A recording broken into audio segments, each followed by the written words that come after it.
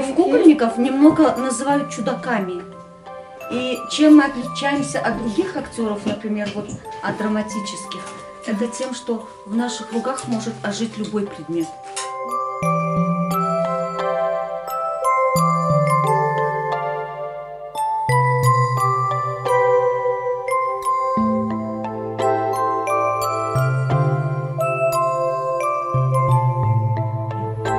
Вот это клоун Балдугин.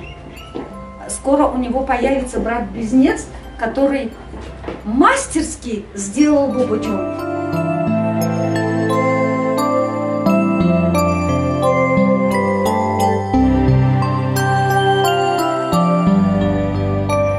Первое открытие театрального сезона было 7 сентября 1985 года. Однако работа началась еще чуть раньше, потому что нужно было подобрать актеров, нужно было выпустить спектакль. И вот для подбора актеров в то время была приглашена актриса из Московского театра кукол, из театра имени Образцова Нина Смирнова.